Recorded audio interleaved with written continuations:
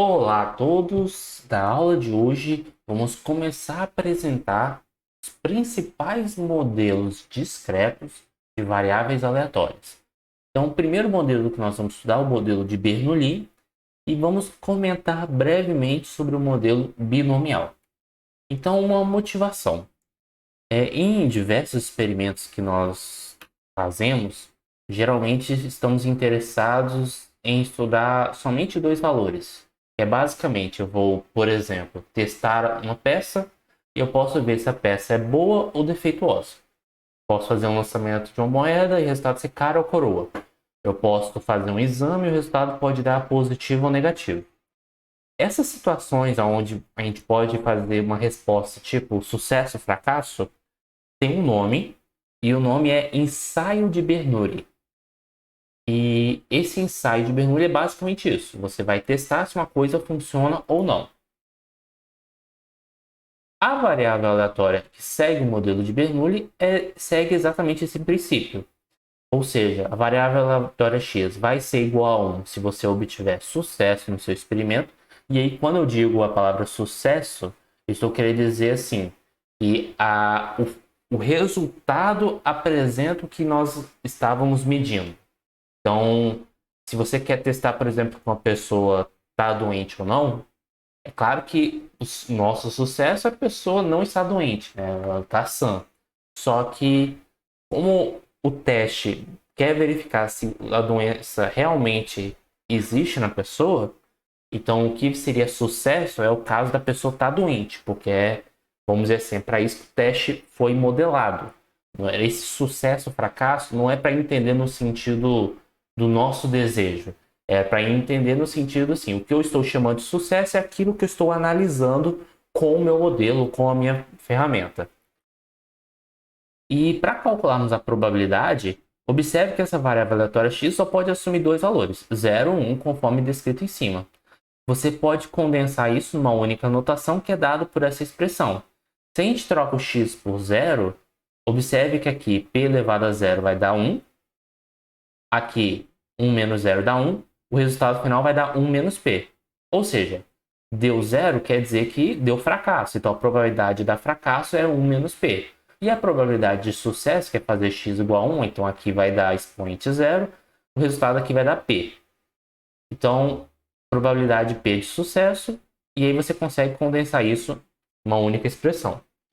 Agora, caso você queira repetir o seu ensaio de Bernoulli sucessivamente, por exemplo, você vai testar várias peças, se são boas ou ruins, peça a peça, a gente diz que essa variável aleatória discreta que vai contar o número de peças boas, por exemplo, ela vai seguir o modelo de binomial. Eu ia falar modelo de Bernoulli, perdão, modelo binomial.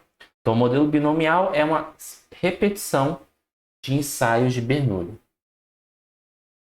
Então, vamos fazer um exercício para, vamos assim, colocar em prática essas questões. Então, sabe-se por uma situação específica que a eficiência de uma determinada vacina é de 80%. Um grupo de 3 indivíduos, e aí eu vou até colocar aqui 3 indivíduos aqui, é sorteado dentre a população vacinada. Então, você tem uma população que foi vacinada e você vai selecionar 3 indivíduos que estão aqui. Então, você vai selecionar 3 indivíduos e põe aqui nesse campo, vamos colocar aqui. E você vai testar esses 3 indivíduos para ver se realmente a imunização foi efetiva. E nós vamos representar isso como um evento I. Então, a gente tem diversos cenários. A primeira pessoa pode ter sido imunizada, a segunda pessoa pode ter sido imunizada, mas a terceira pode não ter sido imunizada. Então, a gente quer meio que medir a nossa função de probabilidade. A gente quer saber qual é a função de probabilidade desse nosso experimento. É claro que uma hipótese razoável que nós temos aqui é que o resultado desse indivíduo ser imunizado ou não depende dos outros dois e assim sucessivamente. Ou seja, esses eventos aqui são eventos independentes. Então vamos calcular primeiramente a probabilidade da nossa variável aleatória x ser igual a zero. E aí estou representando por x aqui. Estou representando por x o número de indivíduos imunizados nesse grupo. Então, nesse caso, eu estou querendo saber qual é a probabilidade de nenhum dos três ter sido imunizado. Então, estamos nesse cenário aqui. Como os eventos são independentes, isso quer dizer que a probabilidade dos três não terem sido imunizados é a probabilidade, é o produto da probabilidade de cada um deles. Ou seja, P e C, P e C, que esse C é de complementar, P e C. Ou seja, esse vezes esse. Como representa o mesmo número, então nesse caso, se é 80% de chance de ser imunizado, aqui eu estou falando de 20% de não ser imunizado, ou seja, 20 sobre 100 elevado a 3, que é 20 sobre 100 vezes 20 sobre 100 vezes 20 sobre 100.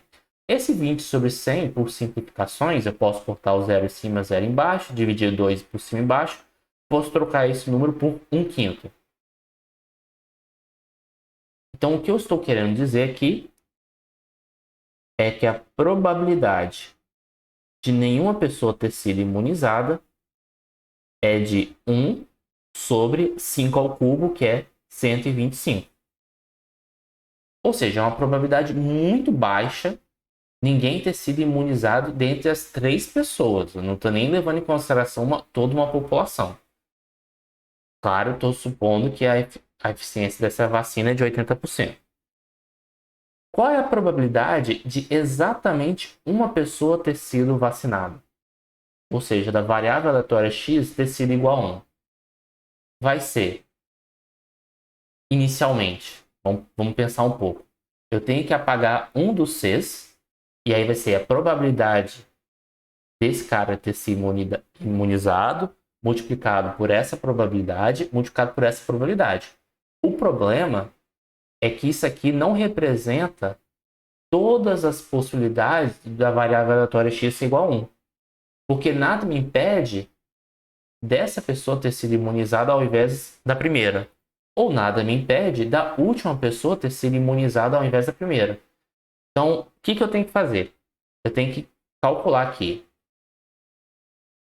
a probabilidade de uma imunização multiplicado pela probabilidade ao quadrado de duas pessoas não terem sido imunizadas, mas eu tenho que, vamos dizer assim, com muitas aspas, selecionar a pessoa que vai ser imunizada para contabilizar o número total de casos possíveis para x ser igual a 1. Nesse caso, eu posso escolher essa pessoa ser imunizada ou essa, ou seja, são 3 possibilidades. Então eu multiplico esse número por 3. Então, continuando a conta, o que nós vamos ter aqui é, bem, aqui é 80%, então deixa eu só fazer um rascunho aqui. 80% é a mesma coisa que 80 sobre 100. Você pode cortar os zeros, simplificar por 2, então aqui é a mesma coisa que 4 sobre 5. Então isso aqui vai ser 4 sobre 5 multiplicado por 1 sobre 25, o que aqui dá 1/5. 1/5 ao quadrado é 1 sobre 25, multiplicado por 3. Então, efetuando essa conta, isso vai implicar, eu vou até colocar aqui do lado, mudar aqui de cor, que a probabilidade da variável aleatória x ser igual a 1 é igual a 12 sobre 125. Então, nós temos esse resultado. Agora, como é que seria a probabilidade de x ser igual a 2? Ou seja, exatamente duas pessoas foram imunizadas. Então, a gente começa fazendo probabilidade da pessoa ter sido imunizada ao quadrado, multiplicado pela probabilidade de uma pessoa não ter sido imunizada. Só que como existem cenários possíveis, porque você não sabe qual pessoa vai ser imunizada, você tem que contar o número de cenários possíveis dessa configuração. A gente pode, ao invés de contar qual pessoa foi imunizada, a gente pode contar qual pessoa não foi imunizada. Então são 3 possibilidades. A primeira pessoa podia não ter sido imunizada, ou a segunda, ou a terceira. Então eu pego esse número e multiplico por 3. Isso implica que nós vamos ter, aqui é 4 quintos, então vai ser 16 sobre 25, que é 4 quintos ao quadrado, multiplicado por 1 sobre 5, e a gente multiplica por 3. Isso implica, mudando a cor aqui, que a probabilidade da variável aleatória x ser igual a 2 é igual a, aqui 3 vezes 1 vezes 16 vezes 1 vezes 3 vai dar 48 sobre 125. Então aqui nós temos a probabilidade de x ser igual a 2 ser esse resultado. E por último, a probabilidade dos 3 serem curados. E aí é mais fácil, que é simplesmente você pegar a probabilidade do evento I ocorrer, só que elevar ao cubo, que aí os 3 estão curados e aí só tem um cenário possível, né? Você não tem que fazer nenhuma escolha. E aí nesse caso vai ser 4 quintos ao cubo. Então aqui embaixo vai dar 5 ao cubo, que é 125. 4 ao cubo seria 16 vezes 4, que aí vai dar 64. Portanto, vai escrever isso. Probabilidade do evento x ser igual a 3 é igual a 64 sobre 125. Então, nós descrevemos a nossa função de probabilidade. Se a gente quiser descrever a nossa função de distribuição de probabilidade, é só você ir acumulando as informações. Só que uma coisa que eu quero que vocês observem é que se eu somar os resultados, 1 sobre 125 mais 12 sobre 125, isso aqui repete o denominador, soma o numerador, então dá 13 sobre 25. 13 mais 48. 13 mais 48 vai dar 1,561 sobre 125. Quando você soma com esse 64, 61 mais 64 dá 125 sobre 125, que dá 1. Ou seja, se você somar todas as probabilidades, o resultado tem que ser igual a 1. Se não der igual a 1, é porque você fez algum cálculo errado. Afinal de contas, nós varremos todas as possibilidades do nosso problema. Vamos seguir em frente com mais um exemplo. Uma certa doença pode ser curada através de um procedimento cirúrgico em 80% dos casos. Dentre quem tem essa doença, sorteamos 15 pacientes que serão submetidos à cirurgia. Fazendo alguma suposição adicional que julgar necessária, qual é a probabilidade de todos serem curados e qual é a probabilidade de pelo menos 2 serem curados? Vamos começar com a probabilidade de todos serem curados. Então nós vamos considerar x a variável aleatória que representa o número de pessoas curadas no total de 15 pessoas selecionadas. Então, a primeira coisa é definir quem é a nossa variável aleatória. Agora nós vamos calcular as probabilidades. Então, nesse caso, eu quero saber a probabilidade de todas as pessoas terem sido curadas, ou seja, a probabilidade de x ser igual a 15. Nesse caso, você vai simplesmente elevar 15 o número da probabilidade do sucesso. Então, como a gente já viu que 80% é a mesma coisa que 4 sobre 5, então isso aqui é 4 sobre 5 elevado a 15. Fazendo essa conta aqui, eu vou pegar aqui o meu celular para fazer a conta, e enquanto isso, peço que curta o vídeo, que comente, façam comentários diversos sobre o que vocês estão achando da videoaula, e dê sugestões também.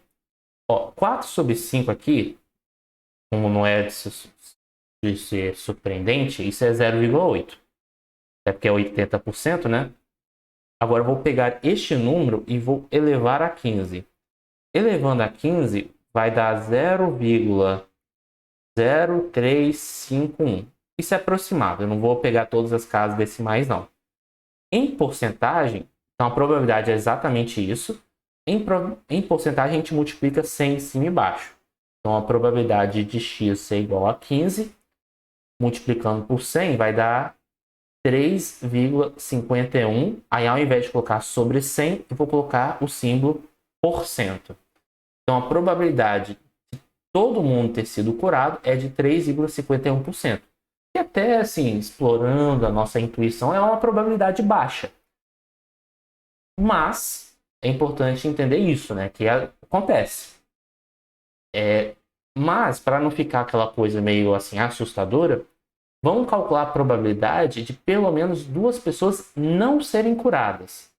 Então, em outras palavras, eu quero saber a probabilidade de x ser menor do que 2. Na verdade, menor ou igual, né? Porque eu quero... Não, na verdade, menor do que 2. É porque eu quero pelo menos 2. Então, se tiverem 2 pessoas curadas, eu quero pelo menos 2 pessoas não curadas. É isso que eu estou querendo alertar. Então, se são 2 pessoas não curadas, então são 13 pessoas. Vão com calma aqui que confunde mesmo. Então, eu ir com calma. Eu quero que 2 pessoas, pelo menos, sejam curadas. No total de 15. Traduzir isso, lembre-se que a nossa variável x, ela não conta o número de pessoas não curadas. Que é não curadas, né? Pessoas não curadas. A variável aleatória x, ela conta o número de pessoas curadas. É por isso que gera essa confusão. Então, como é que a gente conta o número de pessoas que não foram curadas? A gente pega o número total de pessoas e subtrai pelo número de pessoas que foram curadas. Essa quantidade aqui representa a quantidade de pessoas que não foram curadas. E eu quero que pelo menos 2 pessoas.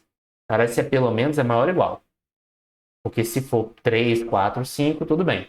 Então, pelo menos 2 pessoas não foram curadas. Essa quantidade representa não curadas, então tem que ser maior ou igual a 2.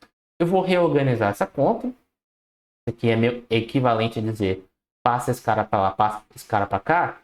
Então é 13 maior ou igual a x. Eu só vou trocar a ordem por uma questão estética. Isso aqui é a mesma coisa que dizer que x é menor ou igual a 13. Então eu quero saber a probabilidade de x ser menor ou igual a 13. Então eu teria que calcular a probabilidade de x ser igual a 0, mais a probabilidade de x ser igual a 1, 2, 3, 4, 5, até 13. Só que dá muito trabalho. Observe que essa probabilidade é exatamente igual a 1 menos a probabilidade do evento complementar, que é fazer x estritamente maior do que 13. Porque a gente faz uma partição, a gente particiona o conjunto entre todo mundo, todos os x menores ou iguais a 13 e todos os x maior do que 13. Você varreu o espaço amostral todo, vamos colocar assim. Agora eu posso traduzir esse conjunto da seguinte maneira. Vou abrir um colchete e vou substituir essa informação. Dizer que x é maior do que 13 é a mesma coisa que você calcular a probabilidade do x ser exatamente 14 mais a probabilidade do x ser exatamente o 15. Então aqui, qual vai ser o resultado? Vai ser 1 menos... Qual é a probabilidade de 14 pessoas terem sido curadas? Seriam 4/5 elevado a 14, elevado a 14, porque são 14 pessoas que foram curadas, vezes uma pessoa que não foi curada, que aí seria 1/5, mas você não sabe qual a pessoa que não foi curada.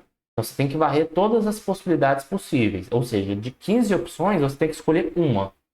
Ou seja, você tem 15 alternativas. Mas a probabilidade de x ser igual a 15, que a gente já tinha calculado anteriormente, eu vou deixar 4/5 elevado a 15 por enquanto. 4/5 elevado a 15. Então, continuando a nossa conta, isso aqui vai dar 1 menos 4 elevado a 14 dividido por 5 elevado a 14 vezes 1/5 vezes 15. Vou deixar do jeito que está. mais 4 elevado a 15 vezes 5 elevado a 15. Então, continuando a nossa conta, 1 menos. Observe que aqui, o denominador vai dar 5 elevado a 15, aqui vai dar 5 elevado a 15. Como você vai somar as frações depois, então já vou colocar 5 elevado a 15. Aqui vai ficar 15 multiplicado por 4 elevado a 14 mais 4 elevado a 15. Eu posso transformar esse 4 elevado a 15 em 4 elevado a 14 vezes 4. Porque aí eu posso colocar o 4 elevado a 14 em evidência.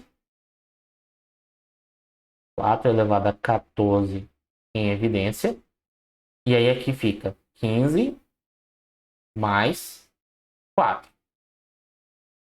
Dividido por 5 elevado a 15. Então, aqui, fechando o colchete, vai dar 1 menos 4 elevado a 14 vezes 19 sobre 5 elevado a 15. Agora eu vou calcular esse cidadão na calculadora, então aqui vai ficar 1 menos. Deixa eu pegar esse cidadão e calcular na calculadora. E aí não tem jeito, né? A gente tem que estar fazendo esses cálculos, então aqui vai ser primeiro 4 elevado a 14. Beleza, multiplica por 19. Agora divide por, vou abrir um parênteses aqui, 5 elevado a 15. Cadê? Fecha parênteses. Aqui deu 0,10 aproximadamente, né? Então deixa eu colocar aqui aproximadamente 0,1671. Então isso aqui, 1 menos esse número vai dar 0,8328. Isso implica que a probabilidade de x ser menor ou igual a 13, perdão, a probabilidade de x ser menor ou igual a 13, ou seja, nós termos no máximo 13 curados, que é o mesmo que dizer pelo menos 2 não foram curados, multiplica 100 em cima e embaixo, 83,28%. Ou seja, é uma porcentagem alta para dizer que pelo menos 2 não foram curados. Então, a cada 15 pessoas, você ter 2 pessoas que não foram curadas, a probabilidade disso acontecer de pelo menos 2 não ter sido curada é 83%. Um questionamento razoável que podemos fazer, tá bom, mas o que seria o valor bom ou ruim, né? O que seria o valor esperado num cenário acima? Eu sei que 80% dos casos funciona, né? Eu tenho 80% de sucesso. Qual seria o valor esperado para a quantidade de pessoas que foram curadas? Esse tipo de questionamento a gente vai fazer mais para frente, numa aula chamada esperança ou valor esperado. A gente vai calcular o que seria o valor esperado desse experimento.